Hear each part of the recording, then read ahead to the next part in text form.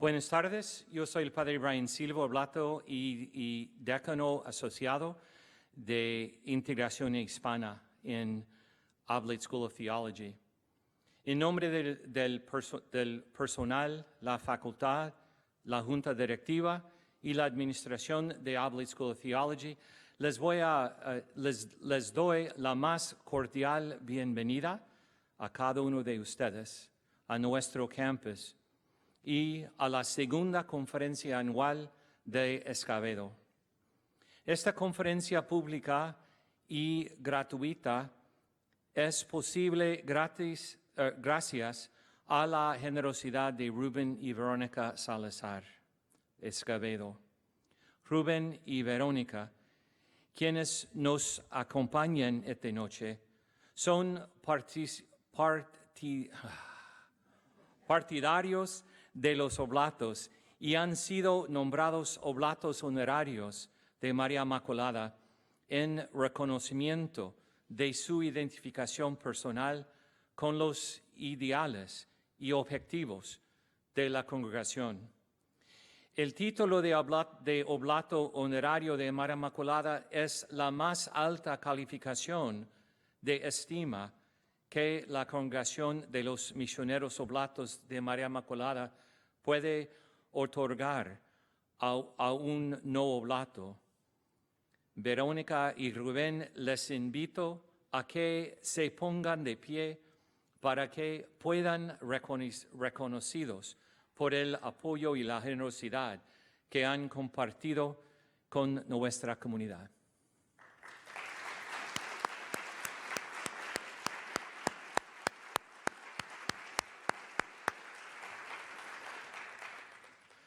También tenemos con nosotros un guest especial, el doctor Francisco García Irreto, profesor emérito de Trinity University. Can you stand, please?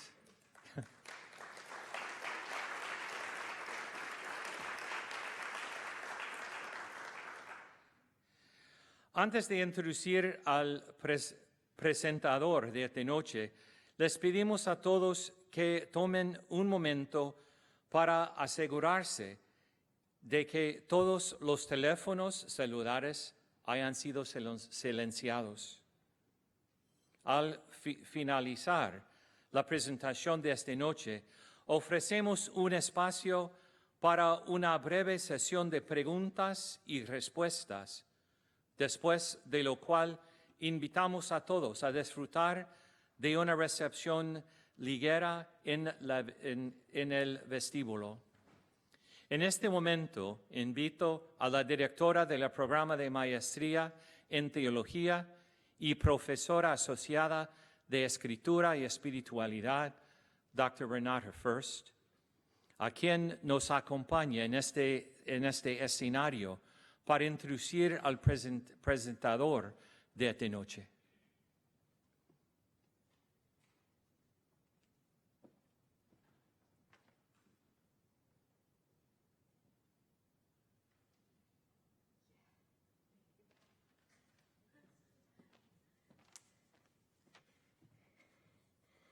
Buenas noches. Es un orgullo presentar al doctor Fernando Segovia. El doctor Segovia es parte de la facultad de la Escuela de Divinidad de Vanderbilt University. Su investigación y su docencia abarcan 3 campos de teología. Una es los orígenes cristianos primitivos, los estudios teológicos y los estudios culturales. Como biblista, sus intereses incluyen estudios sobre los escritos de San Juan en el Nuevo Testamento, método y teoría de interpretación bíblica, crítica ideológica, la historia de la disciplina y su construcción de la antigua cristiana, de la antigüedad cristiana. Como teólogo, sus intereses incluyen teologías cristianas no occidentales, sobre todo las de América Latina y el Caribe, así como teologías minoritarias afuera del oeste, especialmente, y su especialidad es la teología aquí en los Estados Unidos de origen hispanoamericano. También como crítico cultural, sus intereses incluyen estudios postcoloniales, minoritarios y de la diáspora. El profesor Segovia ha servido en los consejos editoriales de una variedad de revistas académicas. Ha trabajado como consultor para fundaciones y editoriales y ha dado conferencias a nivel nacional e internacional. Fue también presidente de la Academia de Teólogos Católicos Hispanos en los Estados Unidos, presidente de la Sociedad de Literatura Bíblica, o SBL. Démosle una gran bienvenida.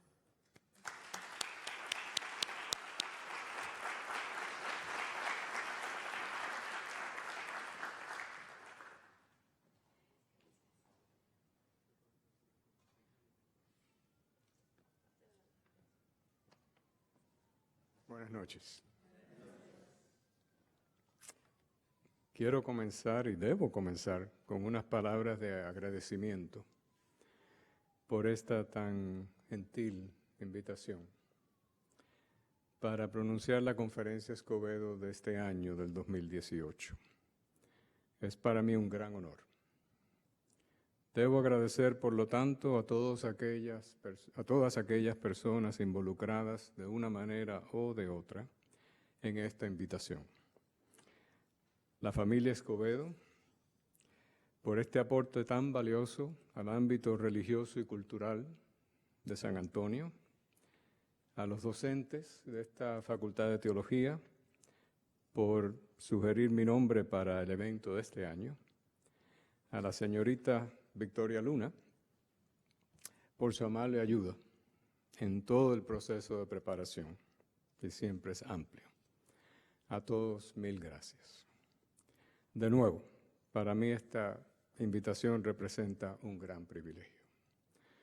Quiero hablar de la liberación y la Biblia 50 años después. Y me acabo de dar cuenta esta noche y estoy muy consciente de que son 50 años porque hoy el santo de hoy es Juan 23.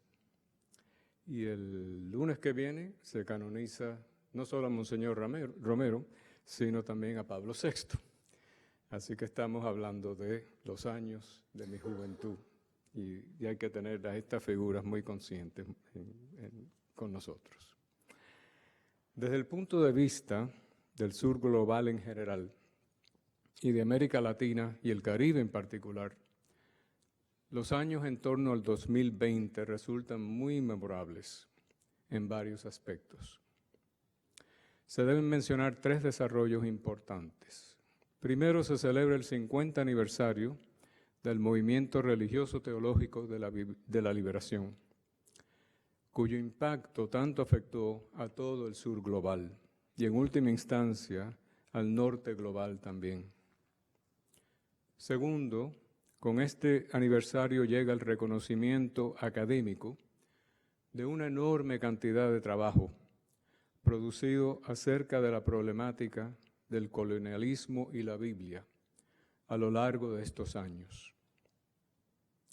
Incansablemente por todo el sur global, pero no sin representación del norte global también. Tercero, se celebra el 70 aniversario del proceso sociocultural de la descolonización, que abarca una diversidad de movimientos de liberación a través del sur global y que cambia radicalmente el estado de cosas por todas partes, con repercusiones radicales para el norte global. Todos estos 3 desarrollos están estrechamente entretejidos.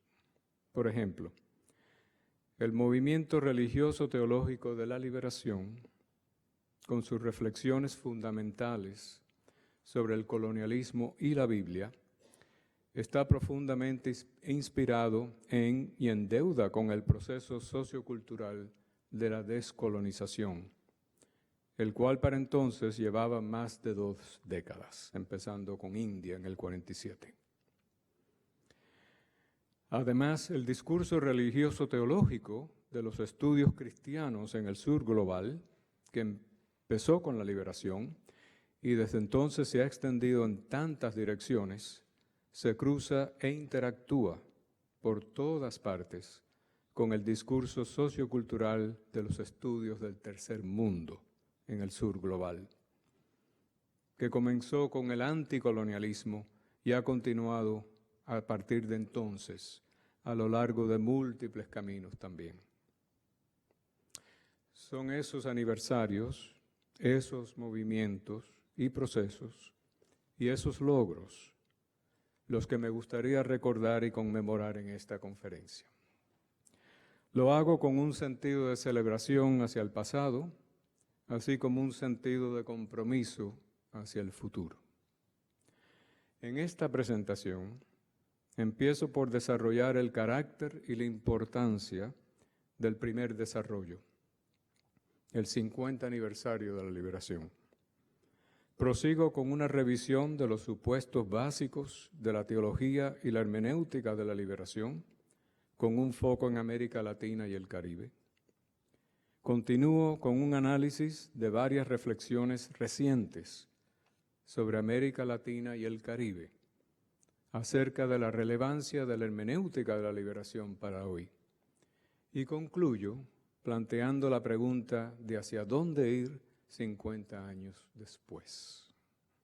Así que la primera parte de recordando y conmemorando.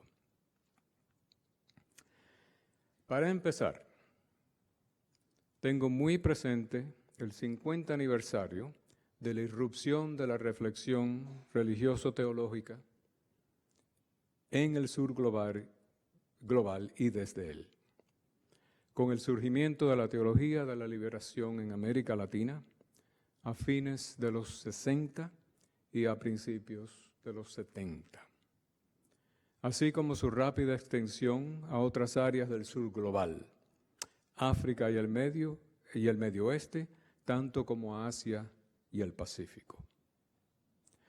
Retrospectivamente, esto muy bien se puede describir como uno de los desarrollos más importantes en los asuntos cristianos y los estudios cristianos del siglo XX.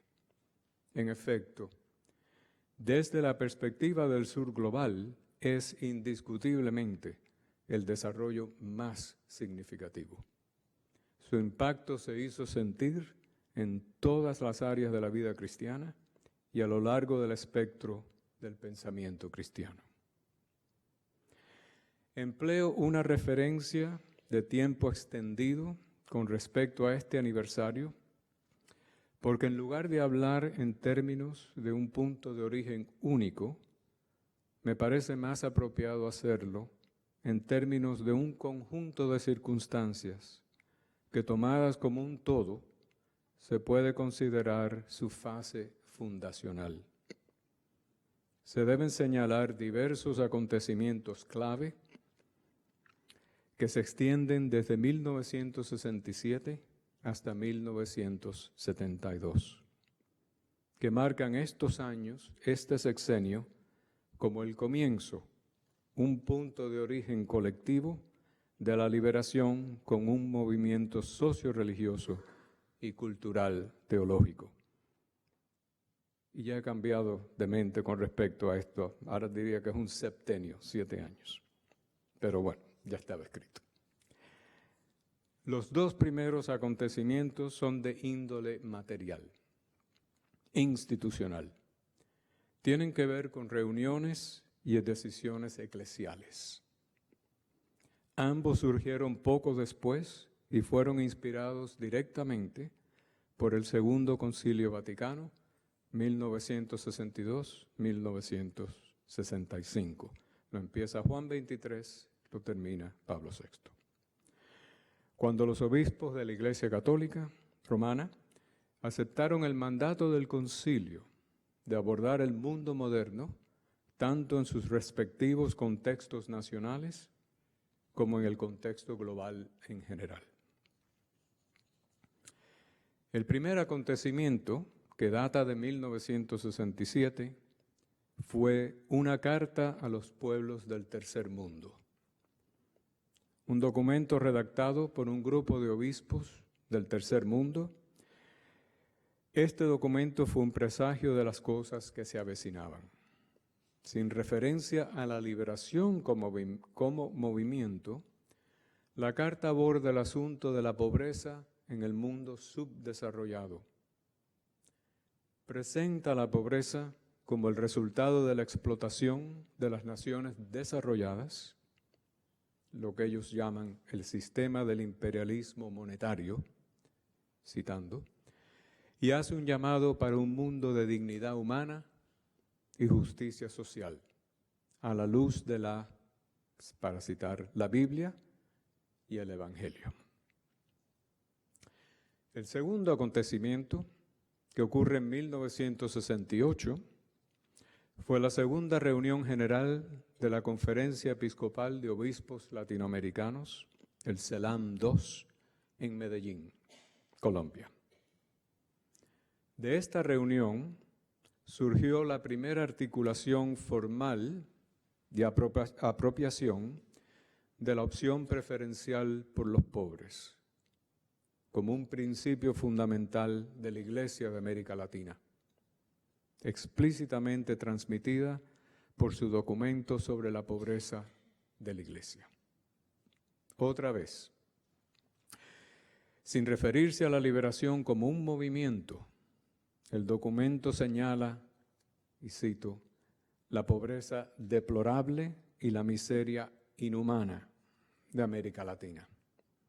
La explica como una consecuencia de la, abro comillas, estructura económica y de poder, cierro comillas, existente, no identificada, y hace un llamado a favor del, abro comillas, mejoramiento humano y la dignidad personal, cierro comillas, para los pobres, a la luz de los valores de Jesús y el Evangelio.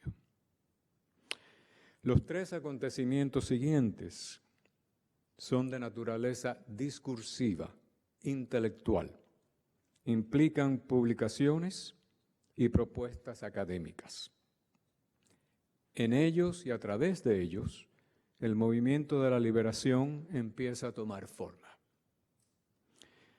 El tercer acontecimiento, que ocurre en 1969, fue la aparición de una teología de la esperanza humana, del teólogo presbiteriano brasileño Rubem Alves. Este trabajo se titulaba originalmente Hacia una teología de la liberación, cuando se presentó como disertación a la Facultad del Seminario Teológico de Princeton en Nueva Jersey, 1968. El cuarto acontecimiento, que ocurre en 1970, fue la publicación de Teología de la Liberación, una evaluación prospectiva del teólogo católico brasileño Hugo Assmann. Esta breve publicación se propuso presentar la liberación dentro del contexto de los movimientos teológicos en Europa. El quinto acontecimiento, que data de 1971, fue la aparición de Teología de la Liberación, Perspectivas, del teólogo católico peruano Gustavo Gutiérrez. Este trabajo, que se convertiría en la declaración clásica del movimiento, se había anticipado en diversas publicaciones y presentaciones previas a su publicación. Los tres últimos acontecimientos ocurren en 1972. Representan una combinación de sucesos materiales y discursivos, una reunión religioso-eclesial, una publicación religioso-académica y una reunión religioso-eclesial. Todos significan pasos clave para el movimiento. Primero, en la primavera de ese año, una reunión del grupo Cristianos por el Socialismo se llevó a cabo en Santiago de Chile, en medio de mucha tensión que provenía no solo de los círculos jerárquicos de la Iglesia, sino también del escenario político en el país. El grupo, inicialmente arraigado en la experiencia chilena, se había expandido para incluir miembros de todas partes del continente. Su objetivo era lograr la liberación de América Latina por medio de los principios y las estructuras socialistas. Entonces, durante el verano, el Instituto Fe y Secularidad, basado en la Pontificia Universidad de Comillas, organizó un congreso sobre el tema Fe cristiana y cambio social en América Latina en El Escorial, España. El instituto había sido fundado en 1967 con el propósito de abordar los retos que enfrentaba la fe cristiana en el contexto de la sociedad contemporánea. El objetivo de esa reunión era presentar la liberación a Europa, y lo hizo reuniendo a muchas de las principales figuras de la época. Por último, en el transcurso del año, Leonardo Boff publicó su libro Jesucristo Libertador, ensayo de cristología crítica para nuestro tiempo, que enfatizaba, frente a las cristologías tradicionales europeas, las dimensiones políticas de la cristología desde una perspectiva latinoamericana. Desde luego que se podrían mencionar otros acontecimientos, no solamente dentro del lapso de este sexenio, sino también antes y después. Por ejemplo, tanto el foco en la pobreza como el concepto de liberación ya se habían discutido por algún tiempo antes de 1967 entre los obispos y teólogos latinoamericanos. Existe, por lo tanto, una amplia trayectoria material y discursiva que lleva a estos acontecimientos. De igual forma, el concepto de la liberación y el foco en la pobreza se exploran en un torrente de publicaciones y reuniones después de 1972. Por consiguiente, hay una amplia trayectoria material y discursiva que le sigue a estos acontecimientos también. Como tal, la selección del período que abarca de 1967 a 1972 como un punto de origen colectivo no está de ninguna manera fuera de consideración. Son posibles otras configuraciones. Sin embargo, en mi opinión, la naturaleza fundamental de estos acontecimientos y el fermento creativo de los años en cuestión, tanto institucional como intelectualmente, hace que esa designación a este sexenio sea más que aceptable. Hay otro aniversario que me gustaría destacar en este acto de recordación y conmemoración. Se trata de un desarrollo de enorme importancia también, que incluye el lanzamiento de una institución y del rol de un individuo clave. Me refiero al Mexican American Cultural Center de San Antonio y a la figura de mi querido amigo Virgilio Elizondo. Es por medio del trabajo del centro y el liderazgo de Elizondo que esta corriente religioso-teológica del sur global llega a los Estados Unidos y a la comunidad latina estadounidense en el país. Esta institución de alcance nacional, fundada en 1972, se había propuesto originalmente el desarrollo de un programa de educación pastoral y lingüística para el Ministerio Latinoamericano de los Estados Unidos en general y el Ministerio México-Americano en particular. Se proponía hacer un ministerio concebido con los pobres de la tierra en mente, siguiendo los pasos demarcados por los compromisos sociales y culturales de la liberación. El liderazgo de esta iniciativa estaba encabezado por Virgilio Elizondo, no solo como la fuerza motriz detrás del proyecto, sino también como el primer presidente del centro. Gracias a su invitación, a lo largo de muchos años, muchas de las grandes figuras de la liberación viajaron al centro y enseñaron en él, lo cual lo convirtió en un medio vital para la introducción de esta nueva corriente de pensamiento en el país. Considero, por lo tanto, que su formación, así como su misión, constituyen una parte integral de este sexenio, cuyo 50 aniversario de vida y de trabajo se celebrará en el 2022. Y espero que el centro lo tenga en mente. Sería bonito. Segunda parte. Vamos a revisitar la liberación. En el corazón del proyecto de la liberación existe la convicción de que todos los movimientos religioso-teológicos, incluyéndose él mismo, son de naturaleza contextual. Forjados, formulados, llevados a cabo en contextos materiales y discursivos particulares.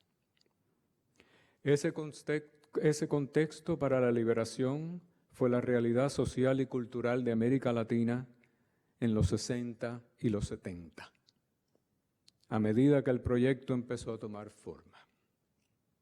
Esta realidad estaba marcada por pobreza e injusticia masivas, una situación que afectaba la vida en la región a todos los niveles, social, individual y religioso. Como proyecto teológico que surgía de esa realidad y apuntaba a ella, por lo tanto, la liberación entendió que su tarea fundamental era ocuparse de este contexto de pobreza e injusticia, mientras se comprometía con la causa de los pobres y los oprimidos. Esta tarea, según se concibió, exigía dos pasos. Para empezar, una vida compartida de alguna manera con los incontables números en cuestión. Entonces, el desarrollo de una propuesta religioso-teológica que encarnaba y teorizaba tales condiciones. La propuesta pedía 3 etapas de reflexión. Estas mediaciones, como se les llamaba, examinan lo que existe e imaginan lo que podría ser. Traen lo que existe bajo el lente de análisis crítico, apelando a una variedad de acercamientos teóricos con 2 objetivos en mente. Exponer lo que yace bajo lo que existe, los cimientos, las estructuras y los intereses bajo la superficie, y moverse hacia la transformación en términos de lo que podría ser, optando por un modelo diferente de intereses, estructuras y cimientos. Esta mudanza desde la naturaleza distópica de lo que existe hacia una concepción utópica de lo que podría ser es lo que significó el proceso de la liberación. Las 3 etapas se veían como estrechamente interrelacionadas. La primera etapa implica un análisis crítico del contexto social y cultural, las dimensiones y las razones de la pobreza y de la opresión en el mundo. En esta etapa, las ciencias sociales juegan un papel decisivo, especialmente esas tradiciones que toman en cuenta el hecho del conflicto social. La segunda etapa implica un análisis crítico del contexto religioso-teológico, las perspectivas sobre la pobreza y la opresión en la tradición cristiana. En primerísimo lugar, los textos bíblicos, pero también las tradiciones eclesiales. Hacia este fin, el repertorio metodológico provisto por la crítica bíblica histórica sería esencial, pero con un foco en la justicia. La tercera etapa implica un análisis crítico de visión y acción, el proyecto y las estrategias necesarias para la transformación más allá de la pobreza y de la opresión. En este paso, la experiencia práctica, así como la teoría social, juegan un papel clave. Especialmente programas y tácticas desarrolladas para situaciones de conflicto social. La primera etapa produciría una vista de la realidad no como existente, sino como analizada, una construcción, un modelo de la realidad en que se vive. La segunda etapa, entonces, traería esta vista de la realidad, debidamente analizada, bajo el lente de la tradición cristiana, para consulta y evaluación. La cuestión en este momento sería lo que los textos bíblicos y las tradiciones eclesiales, debidamente analizadas, tienen que decir sobre la problemática. La tercera etapa sería usar la tradición cristiana para servir de base y dirección hacia la transformación, siguiendo un programa de acción y un conjunto de prácticas, debidamente analizados, con un modelo o construcción de la realidad diferente en mente. El papel de la Biblia en esta propuesta es fundamental. La Biblia provee los criterios para la evaluación del contexto debidamente analizado, así como el plan para su transformación. Esto lo lleva a cabo porque el proyecto de liberación adoptó una opinión muy alta de los textos bíblicos como palabra de Dios. Tal visión de la Biblia conlleva una opinión muy alta de tres conceptos asociados con la palabra de Dios: revelación, inspiración y autoridad. Con respecto al primero, la revelación, se considera que la Biblia transmite la visión de Dios para el mundo. En cuanto al segundo, inspiración, se considera que al hacer esto, la Biblia está inspirada por Dios a través del Espíritu Santo. Con respecto al tercero, autoridad, se considera y se enfoca la Biblia como un texto que está más allá de cualquier tipo de crítica. Esta visión de Dios es una vida para todos, una visión de justicia y paz. Por lo tanto, es una visión con una consideración preferencial para todos los que carecen de esa vida, que es lo que Dios quiere. Es decir, por los pobres y los oprimidos. Es una visión de un Dios de los pobres y los oprimidos, cuyo mensaje en los textos debe abordarse desde la perspectiva de los pobres y los oprimidos, para capturar y poner en práctica su significado. De no ser así, lo que resulta es una lectura desde la perspectiva de los ricos y los opresores, como a menudo ha sido y sigue siendo el caso en América Latina. Por eso la lectura de la Biblia tenía que ser liberada también, no solo en la academia, sino también entre la gente. La lectura imaginada era de naturaleza tanto popular como erudita, y ambas debían estar al servicio de la justicia y nutriéndose mutuamente para lograr ese fin. Una propuesta sumamente sofisticada.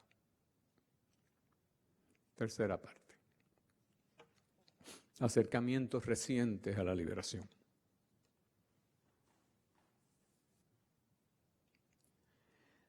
Después de haber expuesto la dinámica y la mecánica fundamentales de la teología y la hermenéutica de la liberación, me gustaría delinear una variedad de reflexiones recientes sobre el proyecto de la liberación. Las saco de un libro reciente, Colonialism and the Bible, Contemporary Reflections from the Global South, para el cual serví de coeditor. En este libro, a estudiosos de religión y de teología de todo el sur global, se les pidió que abordaran, desde sus respectivos contextos, el estado de cosas concerniente a la problemática alrededor del proyecto de colonialismo y texto de la Biblia. ¿Cuál es la relación? 3 de las contribuciones de América Latina y el Caribe exploraron la cuestión con referencia explícita al movimiento de la liberación, abordando el tema de su viabilidad en la actualidad. Esbozo su posición en 3 pasos. Primero, las perspectivas del pasado, su contexto crítico y su objetivo, de dónde escriben estos 3. Las perspectivas del presente, su análisis crítico y evaluación hoy mismo, hoy en día. Y las perspectivas del futuro, su visión y proyecto críticos. Empiezo con contexto crítico y objetivo.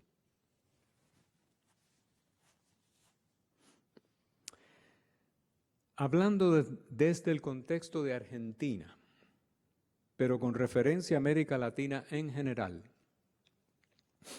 Nancy Bedford señala que en América Latina, como en cualquier otro lugar, la Biblia se puede usar y se ha usado con propósitos destructivos, así como constructivos.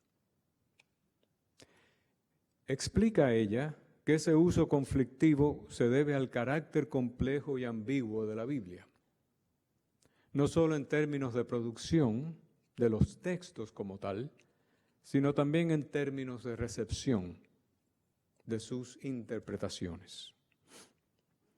Aunque se ha puesto mayor énfasis en la interpretación en este sentido, no hay duda de que esas cualidades se consideran presentes en los textos mismos.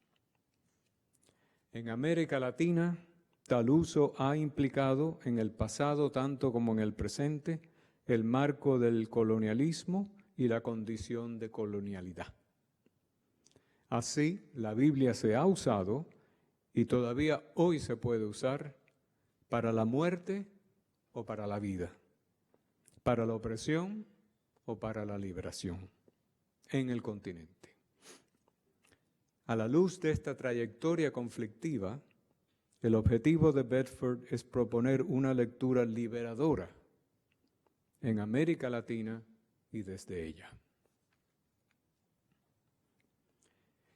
Igualmente anclada en Argentina, pero con la totalidad de América Latina en mente, Iván Petrella aborda el destino de la Biblia en el movimiento de la teología de la liberación en el continente.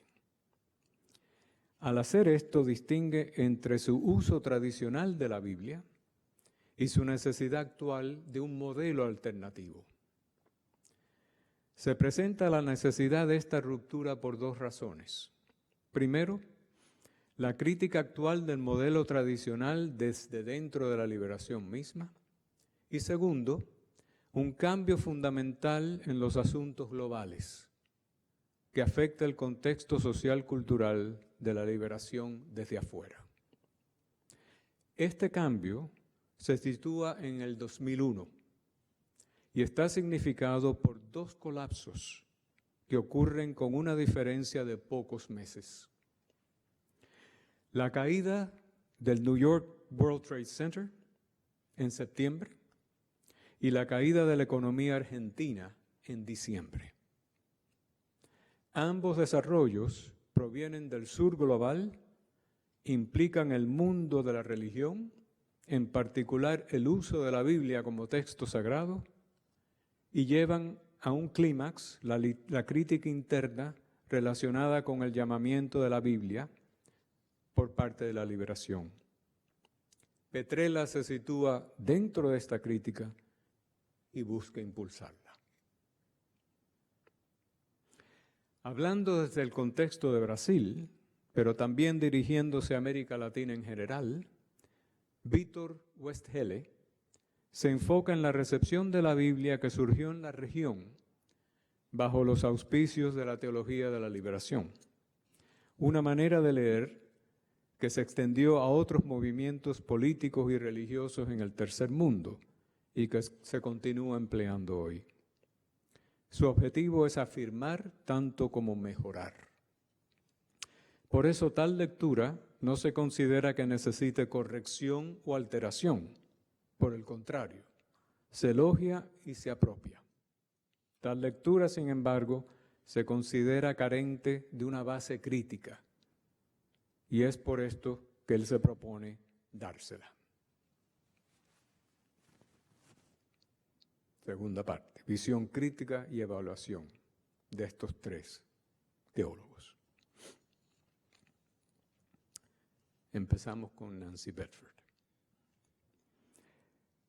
El proyecto de redactar una lectura liberadora en América Latina y desde ella, según Bedford, implica tres pasos. El primero es aceptar, como se ha señalado, el carácter y la activación ambiguos de la Biblia. Un segundo paso es explorar la tradición de las lecturas liberadoras de la Biblia. El último paso es elaborar una lectura para la vida, como teóloga protestante y feminista latinoamericana. El análisis de lecturas liberadoras abarca un espectro de tradiciones amerindias, tanto como su propia tradición religioso-teológica precrítica de mujer joven en la tumultuosa Argentina de los 70. De la tradición amerindia destaca un modelo contemporáneo que implica una lectura mutua de las tradiciones indígenas y las tradiciones cristianas, con la recreación después de la destrucción y la opresión de los indígenas como meta. Lo que resulta es una lectura del espíritu, en la cual ambas tradiciones se convierten en la palabra de Dios. De la tradición de su comunidad bautista, destaca 4 características. La práctica empoderadora de acceso libre a la interpretación. La actitud contracultural de cuestionar al mundo y sus valores. Un énfasis primordial en la libertad sobre el texto en el presente y un compromiso religioso-teológico con la lectura mutua de la realidad presente y de la Biblia. Lo que resulta es una lectura del Espíritu, en la cual el camino a Jesús se hace relevante en el presente y para el presente. Segundo, Iván Petrella. El llamado que hace Petrella para un modelo alternativo de hermenéutica liberadora está anclado en los 2 colapsos del 2001. El primero, que se origina en el Medio Oriente, termina en Nueva York, destaca el fenómeno de violencia religiosa extremista, una violencia basada en textos sagrados y afincada en culturas donde tales textos retienen una influencia indebida. El segundo, que se origina en América Latina, el desplome de la economía argentina, tal parece que lo estamos viendo de nuevo, destaca el fenómeno de idolatría, un concepto bíblico en acción en la modernidad y constituido por modos de pensar que literalmente justifican el sufrimiento y hasta quitan la vida. Con respecto al primer colapso, Petrella señala que entre tales textos se encuentra la Biblia, dada su representación de la violencia como justificada, de carácter estructural y asociada con Dios. Este desarrollo muestra que la invocación tradicional de la Biblia en la teología de la liberación ha sido demasiado simplista. Una narrativa de liberación de la opresión que pasa por alto la violencia del texto completamente. Con respecto al segundo colapso, Petrella nota que en el caso de Argentina, la lógica de idolatría estaba caracterizada no por izquierda y derecha, sino por una multiplicidad de factores, así como por una complicidad entre el interés propio y la corrupción. Un escenario que va más allá de las categorías de análisis estándar, por ejemplo, la derecha y la izquierda. Este desarrollo muestra que el acercamiento tradicional a la idolatría en la teología de la liberación ha sido demasiado abstracto. Una narrativa que implica un sistema abarcador y monolítico, la derecha, ya sea con respecto a su narrativa de liberación o la de la idolatría. Por lo tanto, se considera que la liberación necesita una reconfiguración radical. Westhelli afirma, tercero ahora, la lectura de la liberación en dos fundamentos. Primero, se muestra bastante fructífera aceptando las realidades socioculturales contemporáneas, a pesar de que sean cambiantes y movedizas. Segundo, se muestra bastante fiel al modo escritural de interpretación, reproduciendo la lectura que hace el Nuevo Testamento del Antiguo Testamento. Y lo continúa. La lectura se mejora mostrando su afinidad con una vertiente sólida de la teoría literaria. En efecto, Westhelli mantiene que lo que comenzó como una práctica de leer realidades presentes a la luz de realidades bíblicas, inicialmente entre comunidades de base y subsecuentemente en círculos académicos, llevó a una reflexión acerca de esta práctica, pero no a un método, no a una teoría como tal. Y eso precisamente es lo que él propone.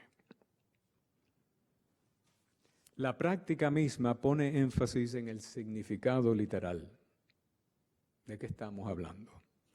Figuras del pasado son transpuestas por esta práctica de liberación en figuras del presente.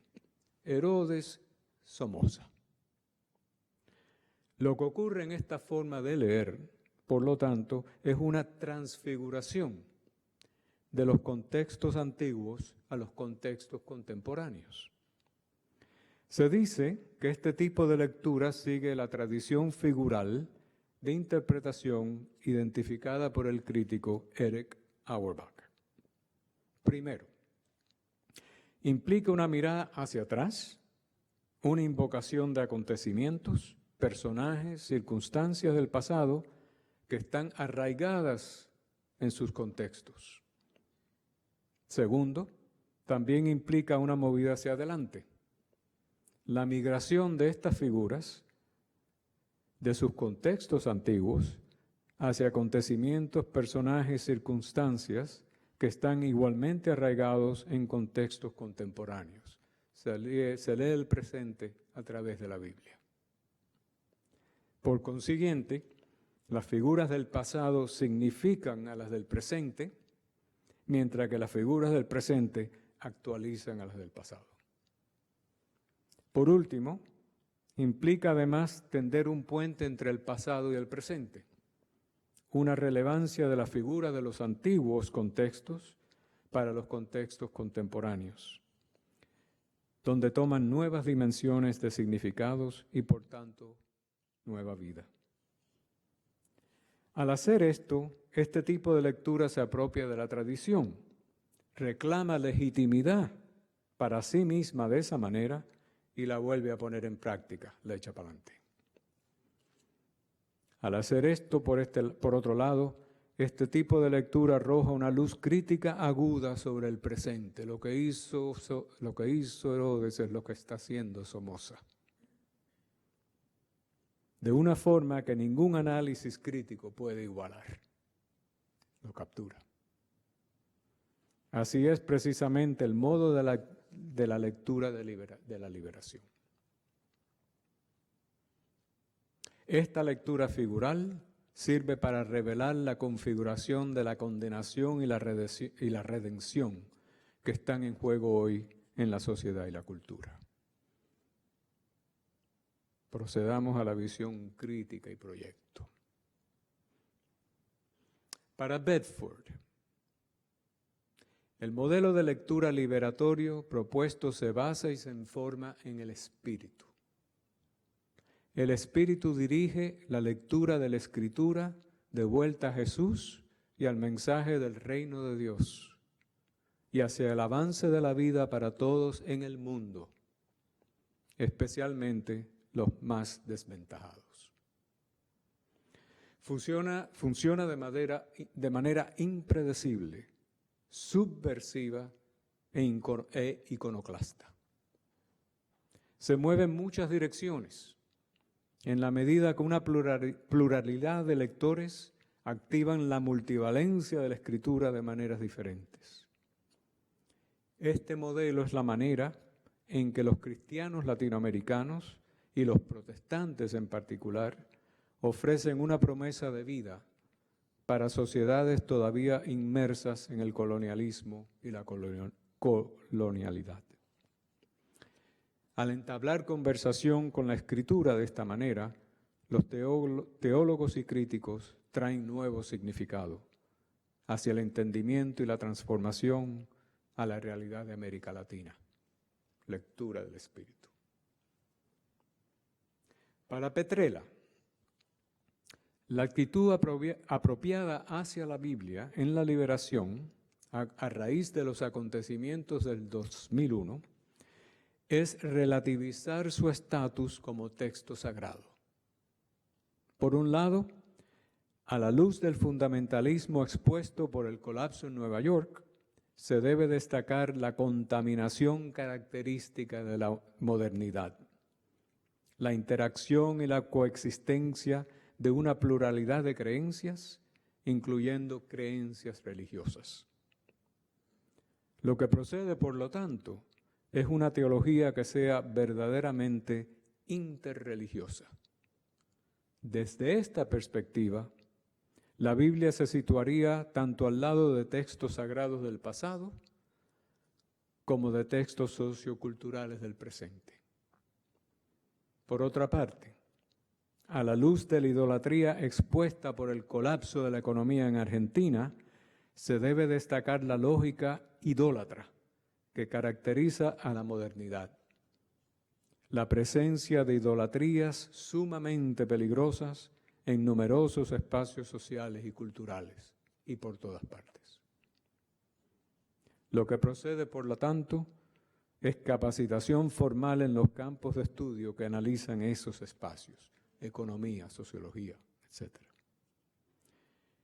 Desde esta perspectiva, el análisis de la idolatría en la Biblia o la religión sería poco útil.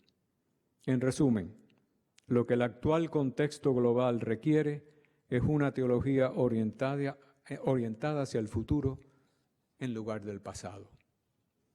Una teología de la liberación concentrada en asuntos actuales y desarrollo futuro, ya sea social, político o religioso. Para Westhele, todas las marcas de una lectura de liberación son características de escritura y desempeño postcolonial. En efecto, es un discurso y una práctica desarrollados de cara a la hegemonía occidental. Al recurrir a la transfiguración, La lectura de Liberación se sitúa a medio camino entre la aceptación absoluta y el rechazo radical del poder colonial, como una táctica de sobrevivencia. Este tipo de lectura permite protección contra el poder del dominante y resistencia contra ese poder.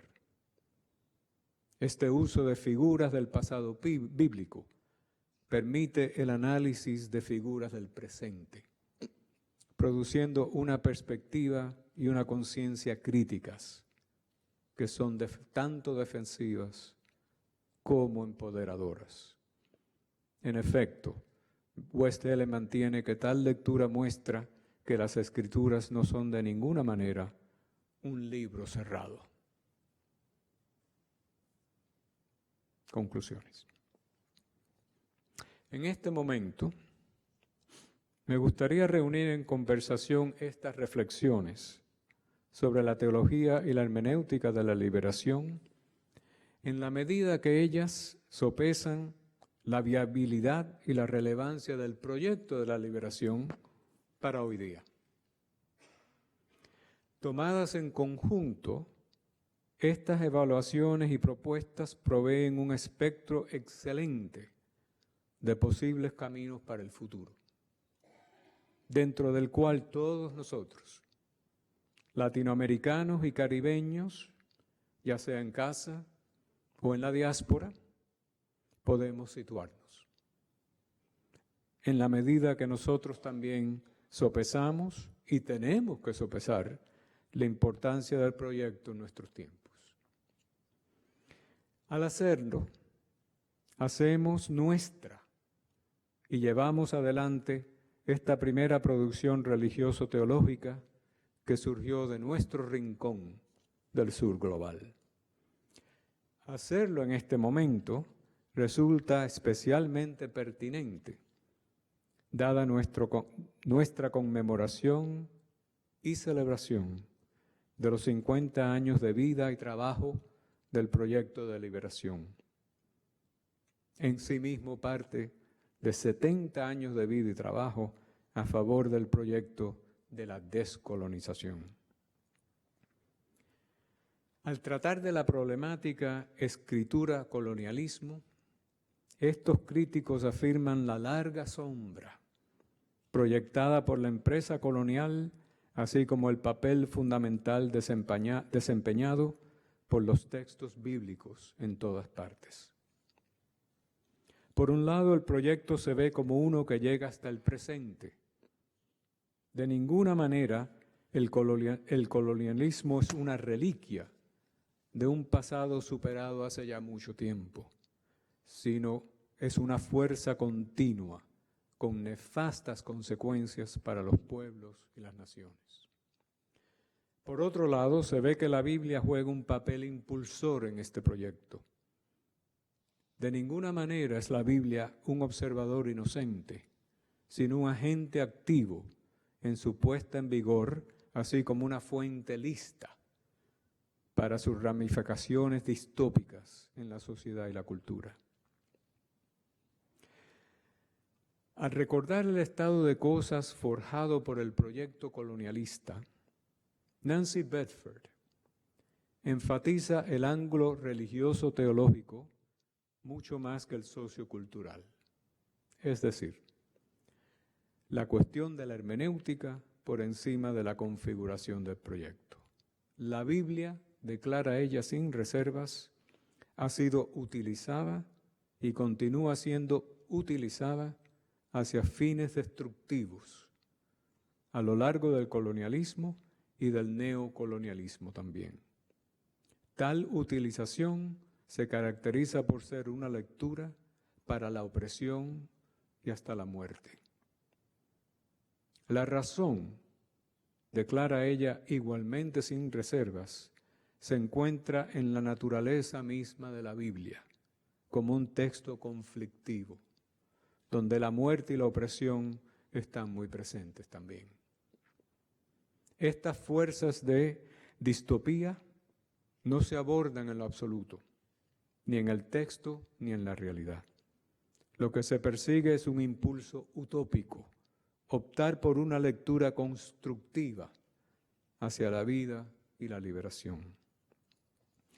Este camino es proporcionado por un compromiso renovado con la hermenéutica de la liberación a través de una lectura del Espíritu. Sobre la naturaleza conflictiva de la Biblia, a Bedford se le une Petrella, quien destaca la violencia estructural y justificable que se encuentra en los textos. Westele permanece en silencio. Sobre el recurso a la liberación, a Bedford se le unen Petrella y Westele, quienes igualmente abogan por un compromiso renovado. La pregunta central es ¿qué implica ese compromiso? Y aquí emerge un espectro de posiciones. En el extremo minimalista, Westele pide expansión, revisión, por medio de una base más segura en términos de método, así como de teoría. Para esa base, él recurre a la teoría literaria y específicamente a la interpretación figural.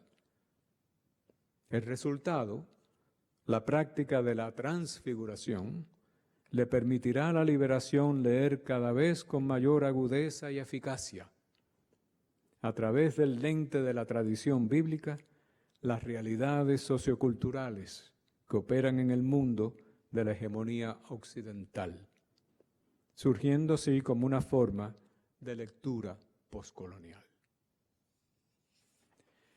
En el extremo maximalista, Petrella pide revisión,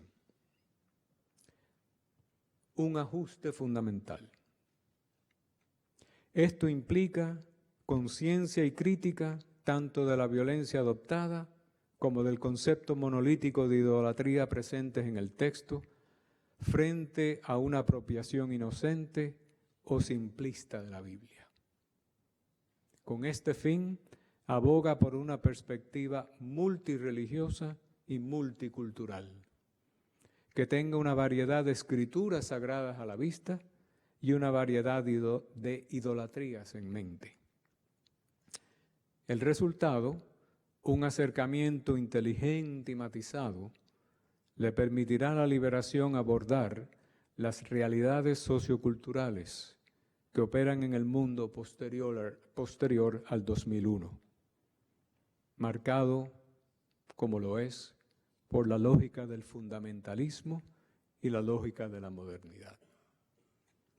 En el medio se sitúa Bedford, quien pide refundición, revisión por medio del Espíritu.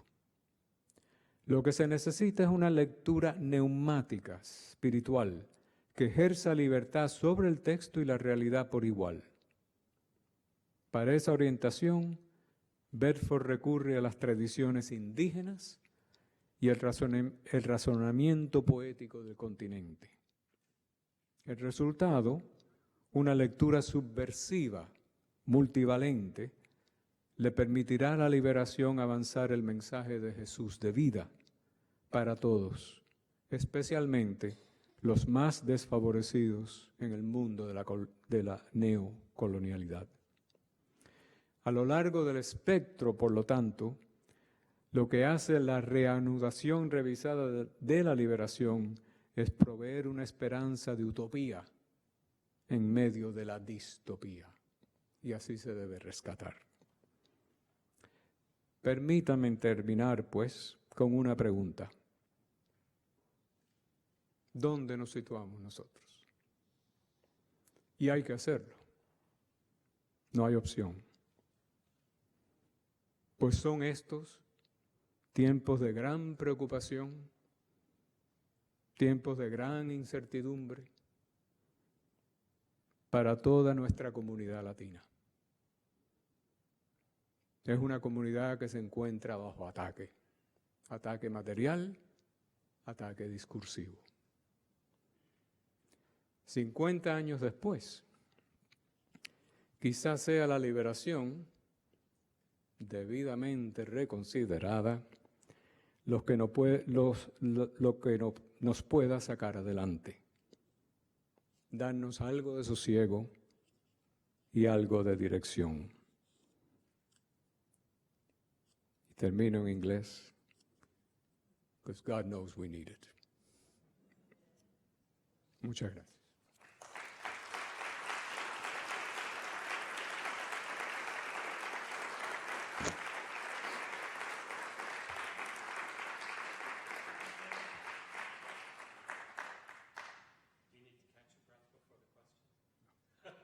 I've been at it too long.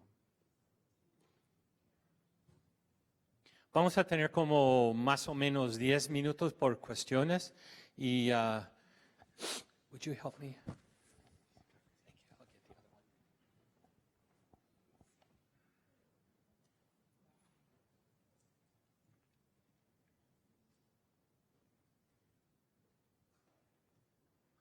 ¿Hay una cuestión o is there a question?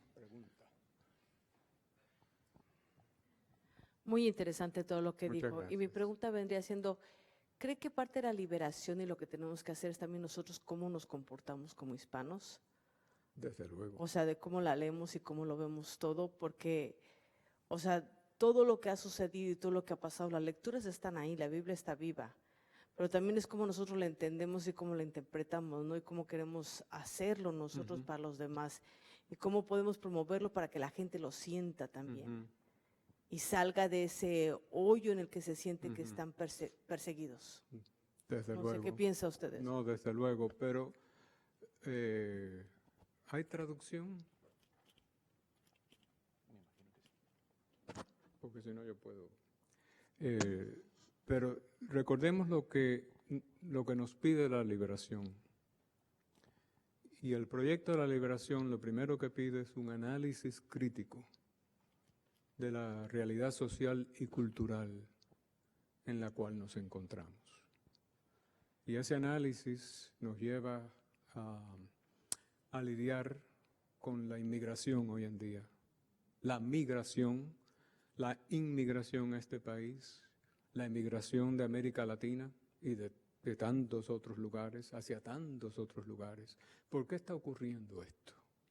¿Qué es lo que lleva más de 60 millones de personas en el mundo hoy en día a buscar refugio en otro país, en otro continente, incluyendo a los hispanos,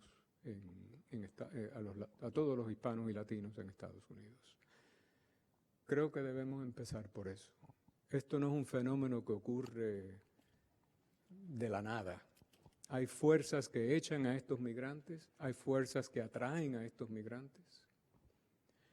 Y hay que ver cuáles son estas fuerzas para poder analizarlas, para entonces poder dialogar con la Biblia y ver si existe la posibilidad de otro futuro, ¿no? De otra alternativa. Para mí eso es lo primero que se debe llevar a cabo.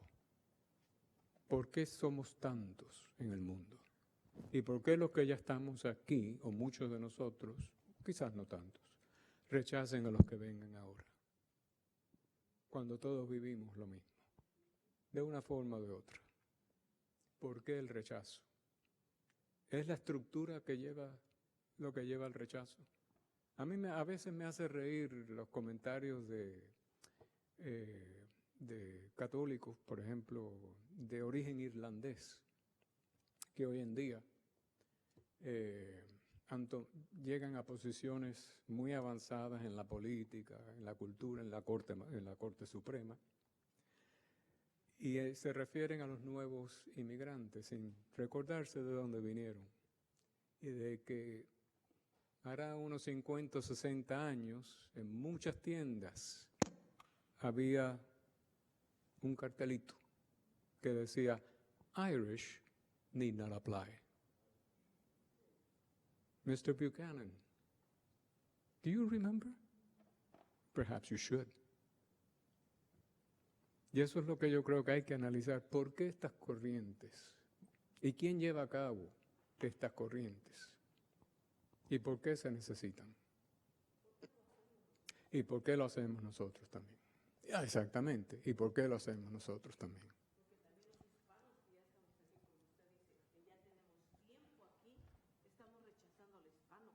Exactamente.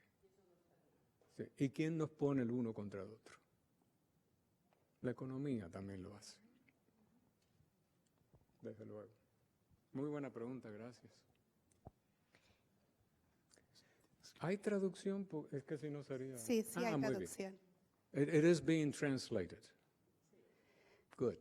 Mil gracias por todo su compartir, tanta sabiduría. Muchas gracias. Quisiera ver la posibilidad de que compartiera un poquito de la relación que tiene en el movimiento de la liberación el documento de Puebla. No lo abordo aquí porque ya Puebla viene más tarde. Ocurre unos años más tarde. Estaba hablando de este sexenio que en realidad hoy en día diría que es septenio, es decir, lo llevaría hasta el 73, no el 72. Pero Puebla ya está más adelante, por lo tanto no lo incluí acá. Pero Puebla es lo que sigue a Medellín, después Santo Domingo, después Aparecida. Puebla sumamente importante, pero es en estos años que toma forma el proyecto material y el proyecto discursivo también. Por eso es que no me he referido a Puebla.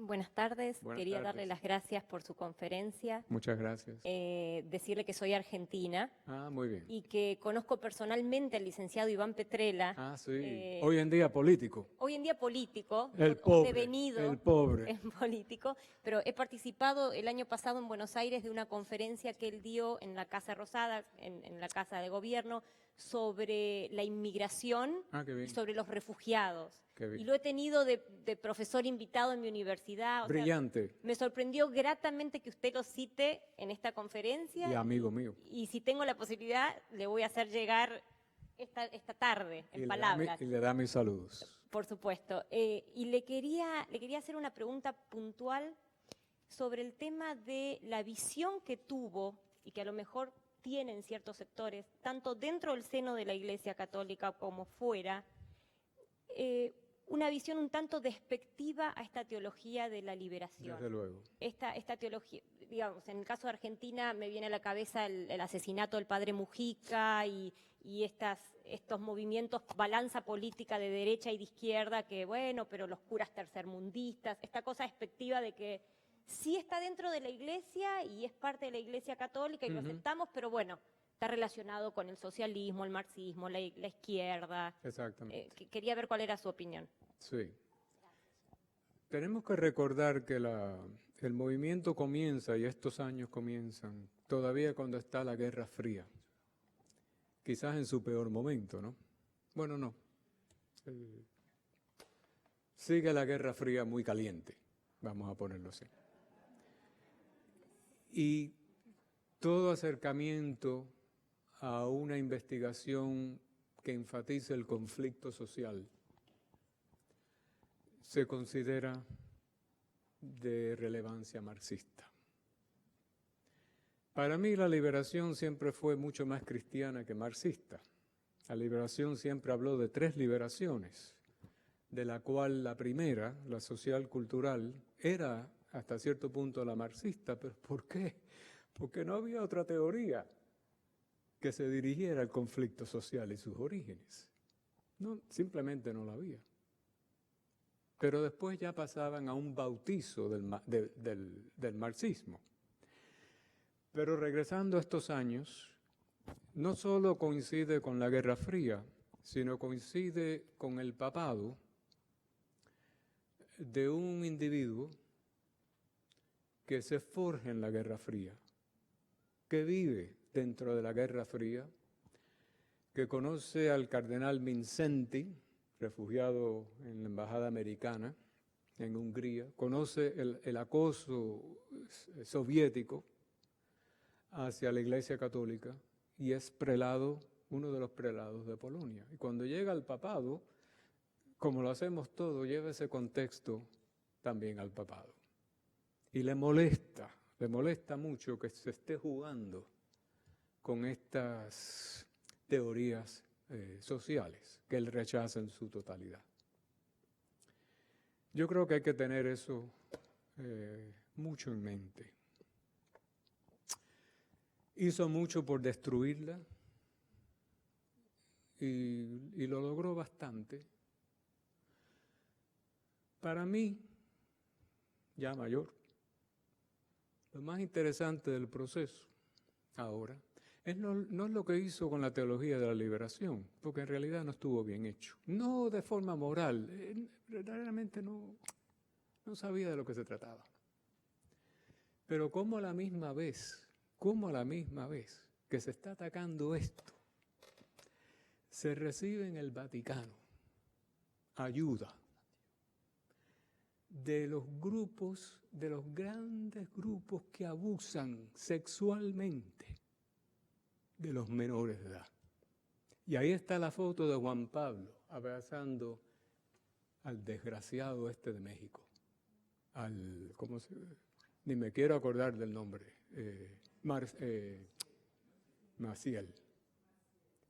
Y Maciel traía dinero de sobra al Vaticano. Yo fui seminarista, yo viví en la iglesia. Todos en la iglesia saben lo que todos están haciendo. No se dice, pero se sabe. Y que lo niegue cualquiera que esté en la iglesia. Y allí lo recibió.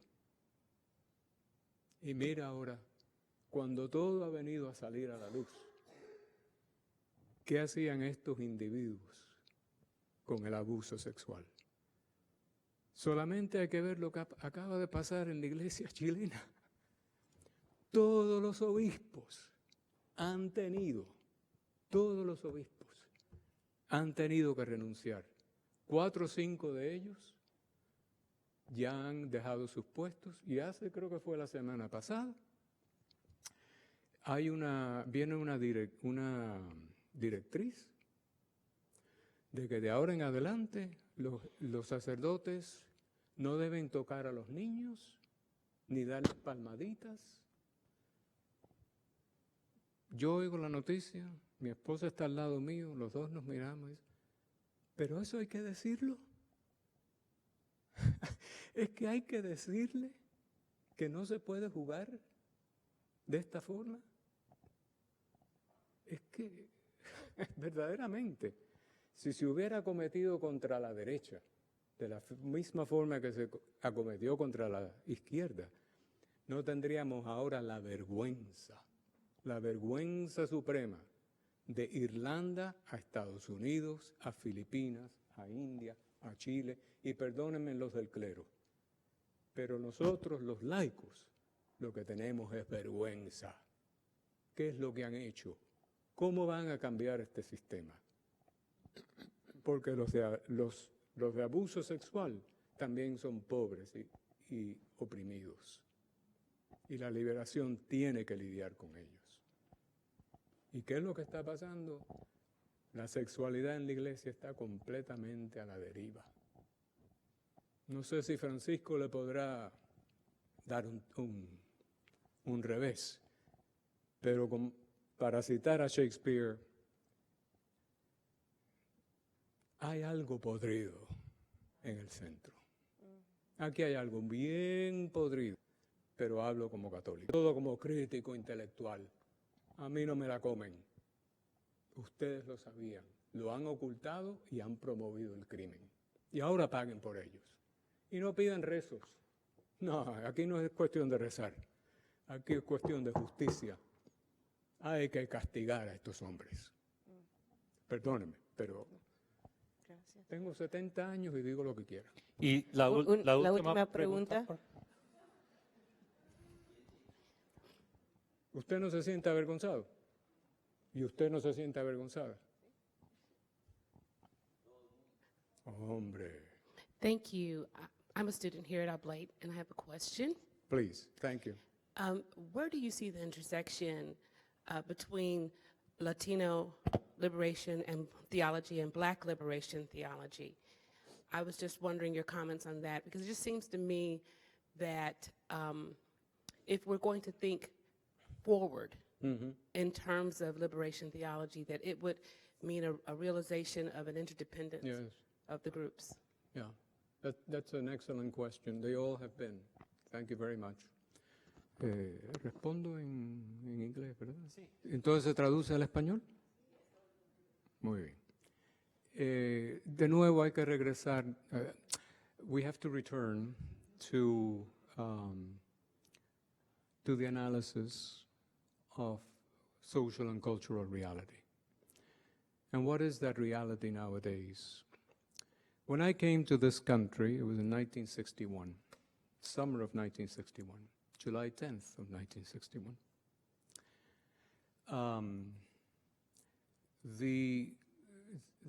There was the African American community, certainly in the South, but through the Great Migration, more than 1 million had moved to the northern cities, New York, Detroit, seeking work, but also seeking to get away from the South. The Latino community was basically los Puerto Ricans in the Northeast and some of the cities of the Midwest, and the Mexican Americans here in Texas and the Southwest. 50-some years later, what has happened? With respect to the Latino American community, what you now have in the country is representation throughout the country, from every country, every province, every region, every city throughout Latin America and the Caribbean. If you look today at the African American community, what do you find? You find the traditional African American presence in the South through the cheap slavery, the cheap labor that slavery provided, and its migration to the North. But you also find people of African descent, well, people from Africa, from all Africa, Southern Africa, well, Northern Africa too, but Sub-Saharan Africa.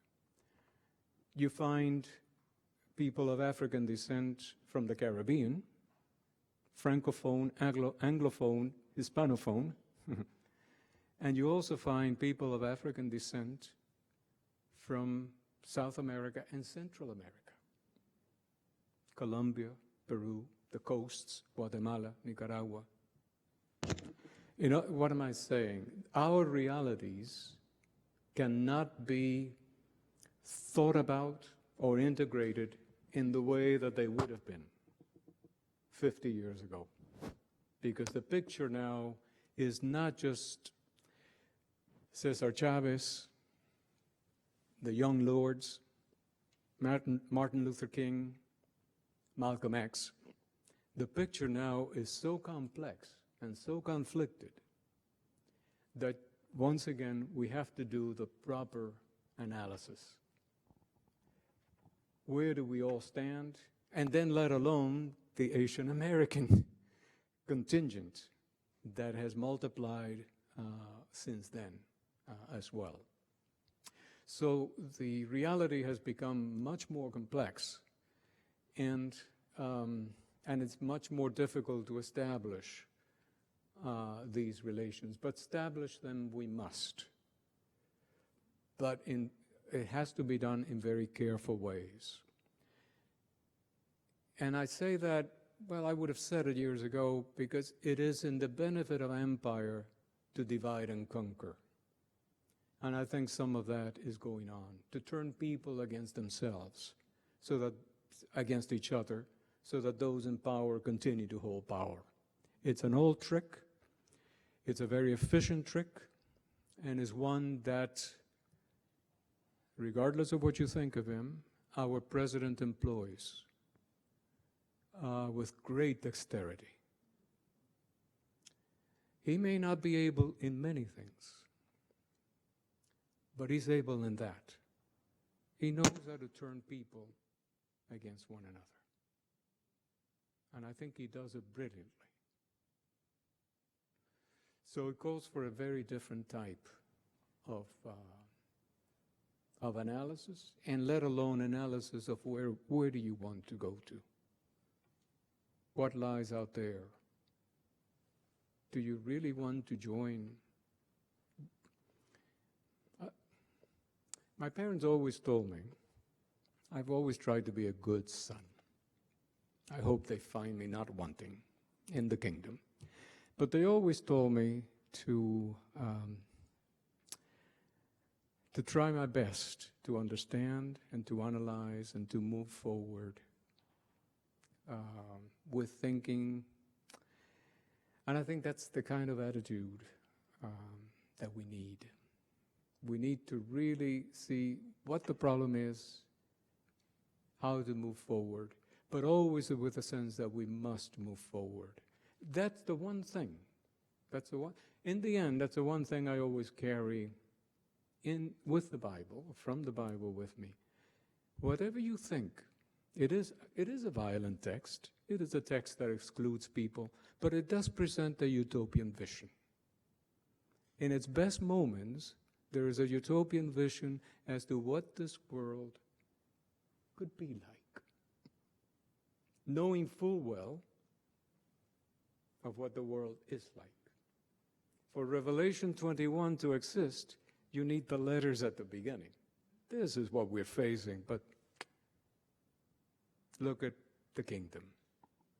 So I think if we can proceed with that, perhaps we can get somewhere. Otherwise, we end up doing what others have done unto us. And here I come back to my parents.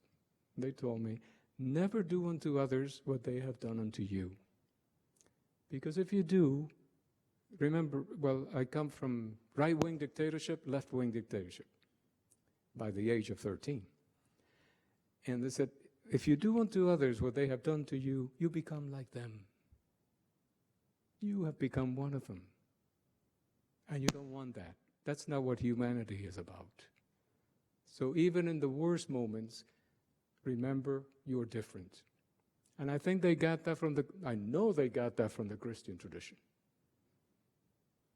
And from that utopian vision. And I think if we can come around to that sense of a utopian vision, perhaps we can move forward. But the utopian vision does not mean living in the Upper West Side of New York.